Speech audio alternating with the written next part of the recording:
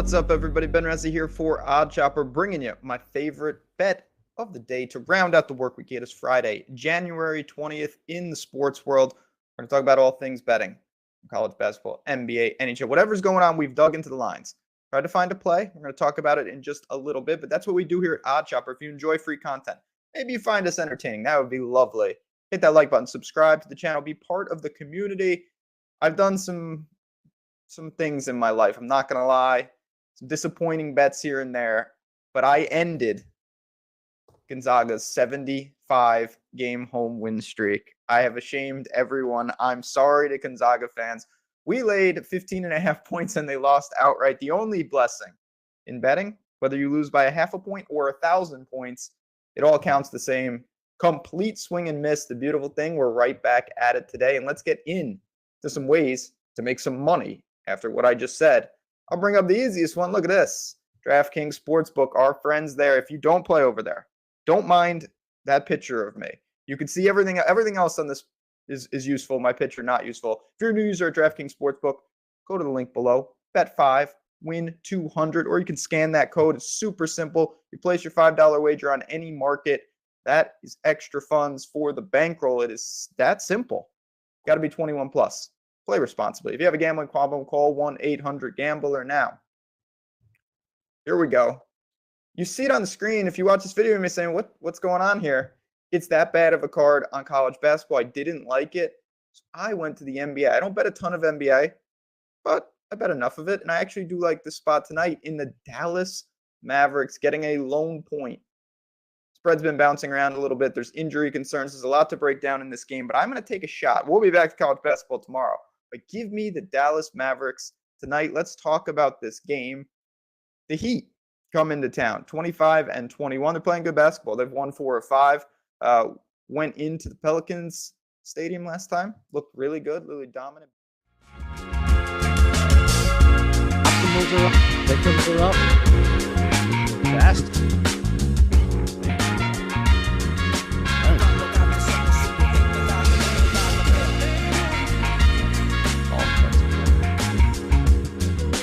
That's one sport I knew nothing about, but I there's a lot of money in it. Yeah, and I mean, you play DFS, so just in general, you probably could figure out a couple of edges just from the DFS, not even like the interior knowledge angle, right? Yeah, projection, like stacking, ownership. I'm sorry? I was going to say, if it's one of those projections and ownerships type of things that you can just baseline it, maybe, but...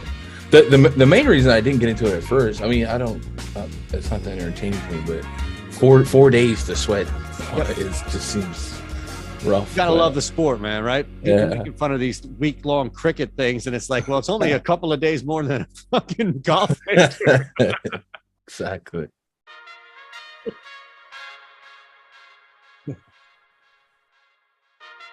Oh, yeah. Welcome in. It is a Friday. So that's a universal. You've made it no matter what's going on in your life. We appreciate you rolling with us. The No House Advantage NBA Strategy Show. That's right. Gundacker's in the house, and he's going to get you ready for the slate. I'm here. Mike's producing, so we don't ask much, right? That you hit the thumbs up button. You subscribe across the board. We have multiple channels here. But, my friend, NBA action. I know you guys are locked and loaded each and every Friday here looking at that juicy slate. So, first and foremost, good to see you as always. Yeah, hope all is well. It's been a while. I can't remember the last time we did. We might have done like baseball show, probably, right? Yeah, probably. Maybe a playoff show or something. Always good to see you. The Yankee hat is in full effect, my brother. Love that. Yeah, it's all year 24/7. I thought about, but I'm a former Giants fan when Dave Gettleman showed up and fired all my favorite players. I was like, I'm out. I can't do this. But then they got rid of him, and the rebuild looks great. And now I'm just kind of I unblocked them on Twitter to start the process. So is that right? Yeah. So I got a Giants hat. Maybe I might have to convert back this weekend and show some love to Saquon. Well, look, you know, Mike and I are in Philly, so the Yankee thing, we were able to tolerate that. I don't know if we can tolerate on the show the whole Barkley love. Now the Gettleman stuff is hilarious because I guarantee you're not alone in just being pushed away from the team at that point. I don't know. I love it. some fans, they're so loyal to the soil and they don't leave, but yep. I couldn't do it, man. I just could not. I couldn't do it. No, I cannot fault you by any means, my friend. We do have an interesting night tonight in the NBA. I don't know if I don't know the Knicks or if any team has ever done that to you in the NBA by any means. And there are plenty of years for the Knicks where nobody would fault you for that if that were the case. But we do have a pretty decent slate, right? 9 games tonight to look at across the board with our NHA action is already up. Those are free for you across Stokastic. We have our optimal lineups that are there, which is just basically plug and play. So this is I think this is the first time you and I have done a show on NHA together, Gun. And I'm just kind of curious because others who are popping in who are either new to your approach or just new to NHA in general, what changes, what's different just in your day-to-day kind of operation on NHA versus DFS on the big typical sites? It's a different type of game theory because there can be chops for first. So in a weird way, because these bigger slates are easier, meaning they have more teams, more rests, more opportunities to take advantage of these alt lines, I found myself tied for first more on these big slates than the smaller slates. And, you think about the DFS sites, there's so much more opportunity at uniqueness. And it's very rare that multiple lineups will tie for first and not have the same lineup. Well, in NHA, you can tie for first and have really different cards because there's only a finite amount of points you can accrue.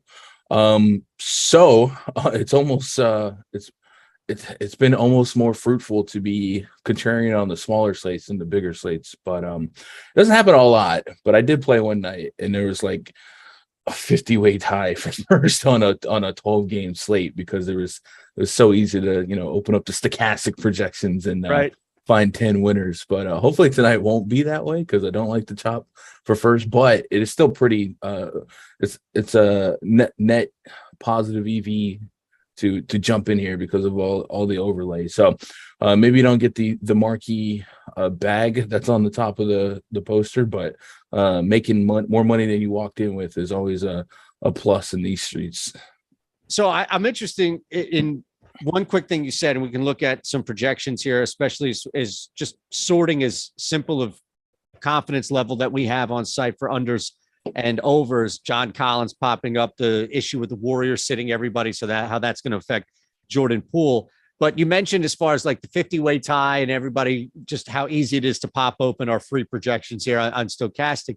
Do you find yourself, without having the typical ownership numbers that you'll get on the DK or FanDuel type slates, do you find yourself trying, because it's not going to be everything, but do you find yourself trying to find maybe an area, a prop or something, wiggle room, Gun, where you can kind of fade our own projections to an extent, knowing that they're going to be super popular and maybe that's a difference maker, or does that not work on NHA for you?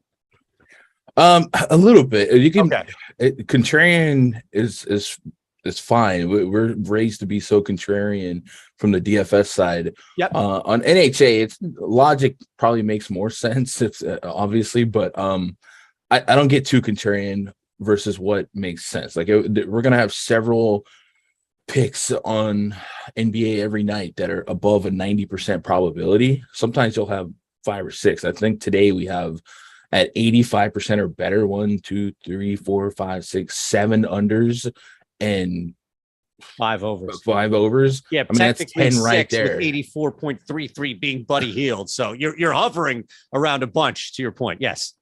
Yeah. And because of the finite amount of points, the only contrarian here that I would probably like get behind is just instead of one of these, like the highest probability one being the 10 confidence point, just shuffle those around. Yep. But you don't need to reinvent the wheel here yet, unless they evolve their game a little bit more, which maybe they might do going forward. All right, so a couple of these guys are popping, and if you want to start, because everybody loves overs and nobody loves to bet the under by any means, even though those hit a lot. But you mentioned the 85 mark. We have 5 that are technically over that. LeBron James assists, and then 3 with Jordan Poole. The one at the top with John Collins is the widest gap that we have, I believe, on the entire board. So these are really just a matter of how much and your confidence, I would think, behind these plays. If you think, again, from a shuffle standpoint, maybe there isn't that much difference between Jordan Poole getting 14 points and LeBron James getting 5 assists, where here that could be used for, a 10 to a 9 as opposed to, or 10 to a 9 as opposed to something wider. So you've got a couple to start with. I don't know if it's just an auto smash with John Collins for you, but the other ones with Jordan Poole jump out clearly because of what's going on and everybody else around him sitting.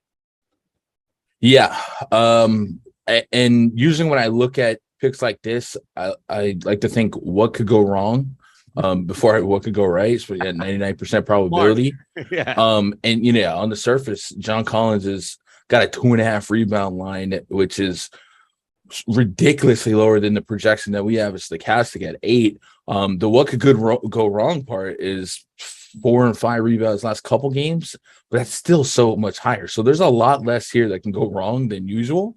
So sans an injury, like that has to be an immediate candidate for a 10 confidence point card. And if I was multi-entering, I don't know how this one isn't my most used over. And then, like you mentioned, with Jordan Poole being the big shark in the bathtub here without Clay and Steph Curry, his usage is going to be 30%. You expect him to take 20 plus shots. So even in a pace down matchup against a stout defense and an 11-point spread, that's just a line that's too low, and that's a line that he probably hits at halftime. So that's another one that's just going to be slammed in the overs. And this is what I'm saying, and I think now you're getting a taste of it. These bigger slates tend to have way more passive success to getting that perfect card than the smaller ones. So those two are just immensely great EV,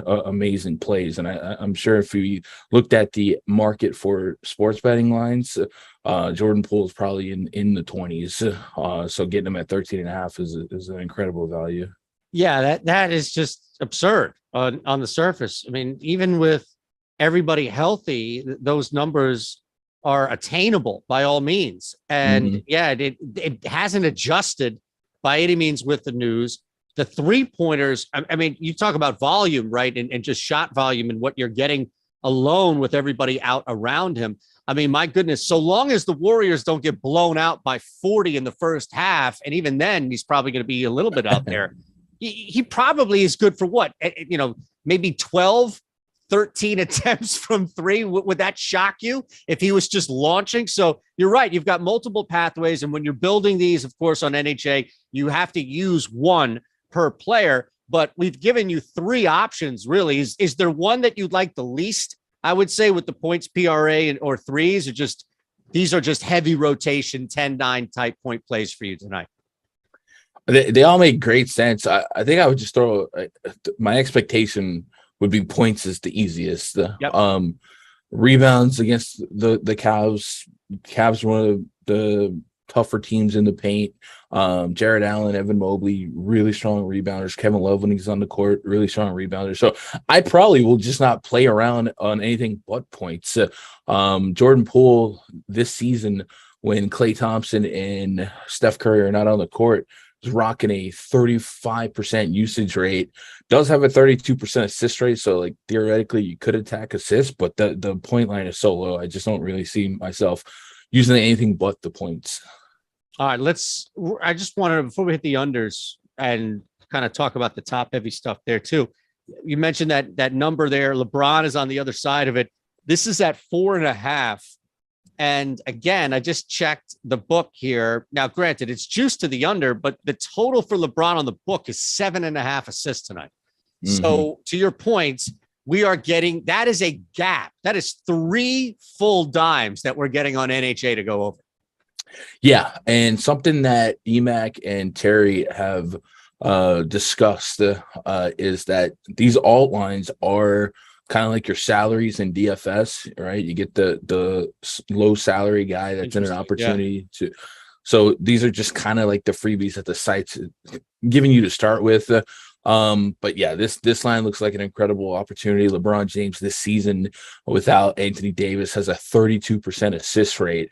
We all know as he goes, so do the Los Angeles Lakers, and vice versa. So yeah, that's just an incredible opportunity for him. And then the Lakers often involved in some high total games today, 243, which is the new NBA, and against the Memphis Grizzlies, they're going to come in with attitude. They are road favorites too. So LeBron's going to have to make it happen with both real points. And then Jaren Jackson Jr., perennial defensive player of the year candidate, maybe he causes a few more passes to Thomas Bryant, or one of those outside shooters. So 4.5 is really, really low line for such a high implied total. You imagine if the Lakers hit 120 or 118.5 implied total, LeBron James has his hand in half of those one way or the other. Yeah, absolutely, man. And I know we say this a lot in like jest, but I would not be shocked if he had 5 assists at the half. Mm-hmm. Based on the game flow that you kind of laid out and the extra emphasis on facilitating going up against a prime defender. Doesn't mean it's going to happen. You could have 1, but my point being is that he's getting over this number at 4.5, depending on when. All right, the unders are a little different here. PRAs are through the roof in 3 of the 4 unders that are, or all 3 technically, that are above 90%. And we have a couple that are hovering in that 89. Miles Turner has 2, but Schroeder, Brooks, Oladipo, all under in their PRAs, all in the mid 90s, high 90s if you count Dennis Schroeder there. So we are strong, and I imagine that one, if not multiple, in the build of PR or A, like we just talked about with LeBron James and individual stat. One of these I'm sure is going to be short, which adds a lower total, right? Yeah, and this is kind of the inverse of giving us the freebie lines for overs. Schroeder's kind of priced for others to be out. There's a massive domino effect on what guys like Schroeder bring to the table when LeBron is on or off the court. When LeBron is on the court, Schroeder has just a 17% usage rate, which is a ridiculously low number for a quote-unquote point guard, and just a 15% assist rate. So he's involved, but not super involved. And we saw last game, and some of these games, his minutes are consistently inconsistent. Didn't even close that Kings game in lieu of Max Christie. So unless he got tossed and I missed it, just 26 minutes in that one. Maybe something did happen because that's not normal. Right. But just a lack of involvement. There's a real opportunity for him to have single-digit shot attempts here and less than 5 assists. And don't really expect him to rack up a ton of rebounds against a team like the Grizzlies, which are one of the best rebounding teams in basketball, on the heels literally of Steven Adams. All right. Sorry. No, you're good. No, I thought there was something else coming. I didn't want to cut you off by all means. All right. So we have a lot there at the top, and you can mix and match by all means. We have our optimal lineups that are in there as well, where you can just go through and take what Gun's giving you as far as advice. But a lot of these are in there. They're in our 10 points. Oladipo, Schroeder, Collins, we talked about, Poole on the overside. You start to look now in that mid, maybe high 80s. We have the Miles Turner rebound prop that's under. John Collins, we slammed the over on his rebounds, but assists is under there. And then even if you wanted to get a little more specific with Dylan Brooks on just the rebound prop, or the Oladipo, which I think stands out as well, maybe going there, under 2.5 is what NHA has, which seems like a little bit big of a line there. So we've got these kind of mid to high 80s in there, Gun, that I'm sure are workable for you. So I wonder, is there anything in there that jumps out that you think could work as like even a 10-point play? Ooh. Are we looking more now in like that 9-8 range? Yeah, I think we have so much high insurance opportunities with some of these high 90% probabilities that like you could get creative, but it's not as rewarding because I do think that to hit the first place tonight, you're going to need a perfect score. So I'll get more creative in the between 3 and 6 point plays. As far as several of the ones you just mentioned, all of them make a ton of sense. Miami Heat at the Dallas Mavericks. So these are two of the slower paced teams, grindier defenses, and Miami Heat are coming off a stretch of games where they were just rotating injuries and 8-man rotations. And we saw Oladipo's minutes actually get into the 30s to high 30s. But once Kyle Lowry came back, once Tyler Hero came back, everybody came back, kind of expect Depot's minutes to reduce a little bit, keep him as fresh as possible to the stretch. Now, he played just 25 minutes in that Pelicans game where everyone came back, which I don't want to overreact to because it was a very lopsided game. So there's a potential that they want him to be a 30-minute player. But at best here, Dallas is going to be a slow-paced game. They're the slowest-paced team in basketball when Luka Doncic is in, and Miami's not trying to up the pace at all. This game has just a 218.5 implied total, and it wouldn't stun me if both teams just walk away with 100, 205. So I think the Depot under is interesting because Oladipo doesn't shoot a ton of threes when everyone's in anyway. And he really doesn't shoot for a lot of success.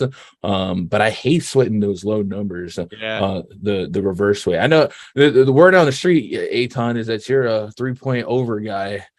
Well, I pick my spots, right? Like I don't have a fully loaded Uzi that's just spraying every over I can. I try and pick my spots because overs do hit, right? It's just not every over hits every night. So I try to be on the right side of that. And I tell you, there is nothing like I used to do that a lot with Sadiq Bey last year because he would go hit a little run or hit a couple shots or take a couple shots and his number would be inflated. So I'd go under that. And, there's nothing more gut wrenching, my friend, than betting an under on a gunner, not Gundacker. I mean, a gunner, somebody who's going to make 2 threes and you bet under 2.5, but they took 12 and you're just like, fuck, man, I can't live like this.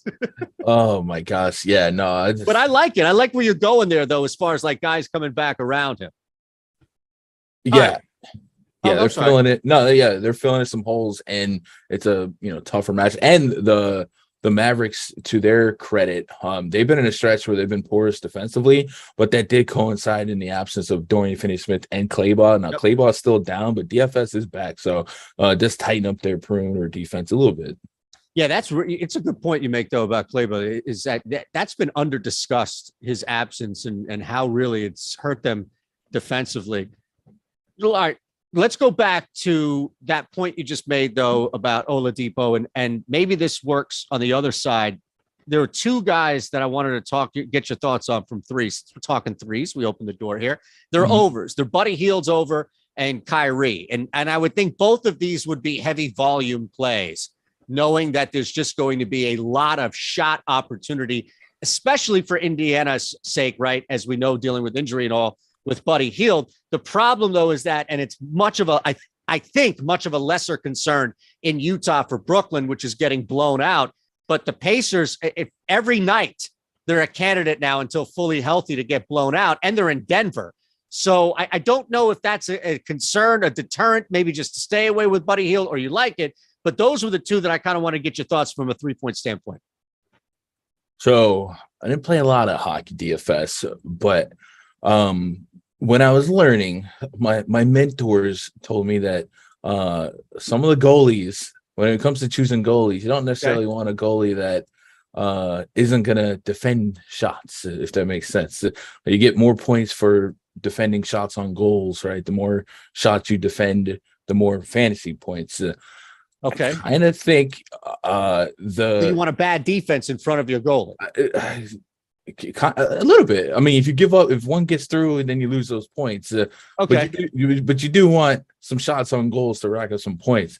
And sometimes taking a goalie that was in a high total, the tight spread was the play for tournaments. Well, a lot of times being road massive dogs is a bad thing, but if we're chasing threes, it's positive game script for chucking threes, and that's Buddy Hield's MO, especially being a guy that's likely to be a team leader in shot attempts. Him, Benedict Mathurin would be the 2 guys, maybe Miles Turner, and Turner's got to deal with Jokic tonight. So I think Yeah, 10 plus shot 3-point attempts from Buddy Hield is a very realistic range of outcome tonight. He has not been a fun, consistent fantasy guy to roster, but the game theory still there for him. When Halliburton has been out and Hield on the court, Hield has a 21% usage rate. Not something that is massive that we would run to, but 42% of his points have come from downtown, and that means he's chucking a lot. So it makes sense to go after this Buddy Hield over 2.5, and for them to be massive road dogs, or 9.5 right now. Before it gets to 20 plus, there's going to be a positive game script to go out there and keep shooting threes. So in a weird way, being a sizable dog is a benefit in my game theory. Kyrie Irving at 2.5, without Kevin Durant. I mean, this guy has to lead the offense in most categories, and that's fine with him. You don't have to tell him twice. I think something fun about this matchup that maybe the casuals are starting to keep progress, and this is something that's made me a little coin in the last 2 weeks, is Walker Kessler is not Kelly Olynyk. So a lot of the Utah Jazz points in the paint metrics are on the back of Kelly Olynyk's horrendous traffic cone-esque defense, and Walker Kessler is, I mean, I'll just say it, maybe a better Gobert. Wow, yeah. He's really, really good. Matter of fact, I think he's top 3 or 4 in blocks, and he has a minuscule amount of minutes compared to the other guys around him. So I do think we're going to start seeing some of that points in the paint defense get stronger, and maybe create more need for shooting long range, mid range shots. A guy like Kyrie, I usually rather just lean some points here, but 7+ shot attempts from behind the arc in the Utah Jazz overall defense, I still expect to be pretty attackable. Because, I mean, since we're talking about threes, yeah, 2.5 3-point attempts, I would take the over. Yeah. But for a guy like Kyrie, I wish there was a flatter opportunity on like real points or something like that, just because I think there's a chance Kyrie could just have 2 threes, because he's not been extremely efficient this season. But we're betting on volume with him, and I do think the volume will be there. Yeah, but look, you know, at 83.6, right, there's going to be something there. So I think if it's enough to not load up on an 8 or 9 point play, if it's enough to kind of just bring up and say, maybe for people who are building multiple lineups, that's a good opportunity at like a mid-range 5 type. So I appreciate the caveat in there as well, because that definitely factors in to anybody who's trying to be just a little different within our own projections, by all means. And you mentioned the word shuffling. I know we only have a couple of minutes left, man. So just want to remind everybody real quick, we have a bunch of stuff coming up, right? Deeper dive at 4:45 Eastern. But if you haven't signed up at No House Advantage, then do that. We're going to match your first deposit up to $100. Just use our promo code Stokastic. It's the name of the site. There's a 7-point gap between Kawhi Leonard's points, my friend, at 18.5 to the book, where it currently sits at 25.5. Now, to be fair to our projections, this is only at an 81.6% confidence to go over. And I know that they're basically healthy now, at least the top end with Paul George back as well. Maybe there's a concern as far as, you know, blowing the shit out of the Spurs on the road, or just let down again. I don't know what it would be, but I have to be honest, Gun, I'm a little surprised that this number is so low based on the gap between NHA and the book. That's for Kawhi Leonard? Yes, it's going over 18.5 points. Yeah, he's been really on a tear. 20+ shot attempts in 4 of his last 5. So he's clicking. There are a couple games there, you know, Paul George here and there, but yeah, that's a big one. And, you know, narratives for guys who like narratives. There's Sign one here. Yeah, right back at home, and San Antonio's been the worst defense on the season. So yeah, with San Antonio, I do worry about the scoreboard, but the Clippers, you know, not a team that have been smoking teams, just 7-point spread here. So I do think if the scoreboard got lopsided, it's probably on the heels of a Kawhi game. Paul George would possibly be the spoiler here, but there's still enough value on this. And I think the way you're doing it, for those out there that want to add to the stochastic projections, you can open up OddsShopper and look at the differences between the market versus the lines that they're offering here, because that's the beauty of static lines here. These are not going to adjust to the news, whereas those lines will. So an hour before lock, if you look at the market, it does the work for you. Yeah. Speaking of which, you did exactly what I should have been doing the entire time as I kept referencing the book. So thank you. Just reminding the world that it's all under the same roof here. All right. Anything you want to hit? Is there any area that you were looking at maybe lower on the board that you thought, it's either too low or an area where you could find some wiggle room? I know you were talking about shuffling and kind of getting creative in that midpoint range.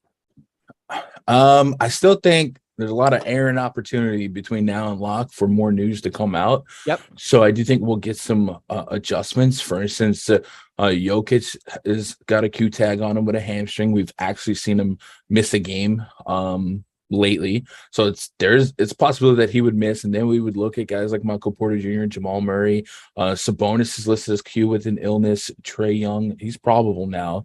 But Donovan Mitchell is questionable to groin. That could open up some Darius Garland, perhaps, his static lines possibly too low.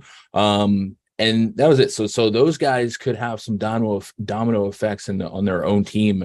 Sabonis, I believe, missed that last game, and so did Alex Len. Now, the site's probably not offering Rashawn Holmes numbers, but we could probably tap into some more De'Aaron Fox, and we might get some extra oomph in his projection. So I would be waiting for that. I don't want to get too married to picks, 3 hours before lock. But yeah, especially in this league, man, nobody will fault you for that.